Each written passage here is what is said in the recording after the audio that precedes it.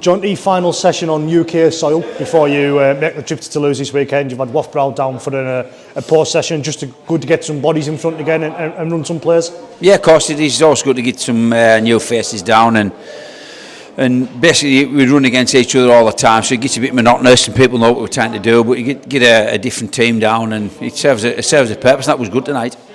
You've, I think that's third, potentially even fourth side you've had throughout your sort of season as it's been so far. You've been to Elborough, you've had Egremont and Wafbrow, just trying to switch it round because different teams do different things, of course. Yeah, that's right. Obviously, because the ground still isn't great. When the ground gets better, I would like to do something like this maybe every other week. Give us something fresh to go out every Thursday every other Thursday before we play. So once the weather gets better, yeah, we'll get Egremont down again, NCM, Kells, whatever. Just good for us. Before we look into this weekend's trip, we're going to have a quick look back on Sunday. You've had a chance to review it now. It was a disappointing 80 minutes. Yeah, it was, and it was. There's no getting away from that. But that's gone now. We done review on Tuesday. It was quite a long review. At the end of it, all I said was like, look, let's learn from this. Let's not be like this again, you know what I mean. We can't be like this time and time again. Let's count it as a one-off, and we'll look forward and hopefully improve on what it was.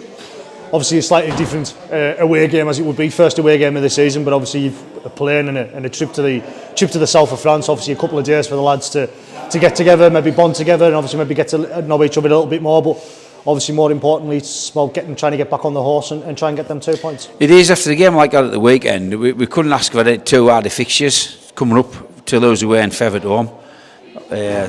Favourites up there, hadn't they, for top 2-3 spots. And look what happened to Toulouse last year. But then you look at what happened to Toulouse down here and how they're going at the moment. And why can't we go there and put a shift in and see what's what at 80 minutes? You know what I mean? I wouldn't like to think we'd go over there and it happens what happened last year. You know what I mean? The game got away from us, big style. But so that's the challenge again this week. It's that's rugby league for you. There's always the next week to go at, isn't it?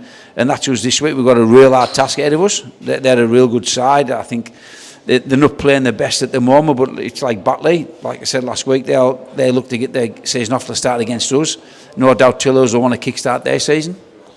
You've mentioned when we spoke previously that these are the sort of games you want to see an improvement on from last season. You want to see, you don't want to see what happened when we went to Featherstone. You don't want to see what happened when we went to Toulouse. You want to see more competitive of when we played Toulouse down here. And while we didn't get the victory on that afternoon, that sort of narrow defeat essentially kept us in the division. You want to see us compete for as long as we can, and if it means we get the 2 points at the end, fantastic. Why shouldn't we be competing against these teams? You know what I mean?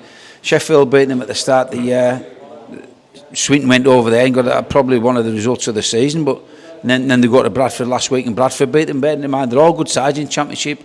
We beat Swinton a week after they go to Toulouse and beat them, so that's what can happen in this division. On the flip side, you can get blown away as well, so that's where we need to be really concentrating at and put a performance in, put 80 minutes in. If we do what we need to do for 80 minutes, who knows what can happen. You've named a slightly smaller squad this week, only an 18-man squad. What's going on there? I've got 21 to pick from at the moment, and Dion and Gebby's. Well, Dion's banned, isn't he? But the visas, the Schengen visas, are going to cost too much. It's going to be about $3,000 for them lads to play. So they're out of the squad, and obviously injury-wise, obviously we've still got Marcus and Callum out of the equation. So we are down to what we've got. So that's one of the reasons why we're going with 18, mate. Obviously, Jammer isn't in there as well. Is that just? Yeah. Jammer pulled us 5-6 weeks ago. He's got some important family business on, which you can't get out of this weekend, and I back him doing that. It's a family matter, so he needs to be at home with his family this weekend. But gives an opportunity for, say, like maybe Lockie to come in and obviously start with Jake and give an opportunity. Not that you like say, obviously Jammer's away due to personal reasons, but gives Lockie an opportunity to show what he can do for say full 80 minutes alongside Jake. Yeah, of course it does. That's a challenge to Lockie this week, isn't it? You know what I mean? So if Lockie goes well, it gives me a headache next week when Jammer's available against Featherstone. But yeah, obviously where we maybe struggle, I'm going to have to swap things about to give Newts a bit of a break, because Jammer's been going to 9 when Lockie's been coming on, because we've only got the 1-9 in James Newton. well, we haven't actually. We've got 2 nines. One's Callum Phillips, and he's sitting on the sidelines. He's got injury, and people keep telling us, why am I playing Jamie Dorden at 9? People tend to forget he made his Super League debut for Wigan as a 9, and there was no comments about Jamie Dorden playing 9 when we beat Swinton and Barra. That's my view on that. Everything was hunky-dory when Jamie was at 9 against Barra and Swinton. So I'll live and die by my decisions what I've got to make. But right now, like I say, I would love to play Callum Phillips. So if anybody's got $5,000 they want to pay for Callum's op, I will gladly play Callum Phillips, because if he gets an operation, he'll be back in 3 weeks anyhow. And then I won't need to play Jamie at 9, even if people, you know what I mean? So that's where I'm at there, mate. So yeah, going back to your question, we'll give Lockie 80 minutes to show us what he can do. He's been a bit up and down with his form when he has been playing. He'll admit that himself. But it's a good test for him this weekend against it's a real good side. There's no excuse about the pitch this week. It's going to be 20 degrees. That surface out there was beautiful last year, so it's going to be the same this year. It's a big pitch. So yeah, well, let's see what we can do.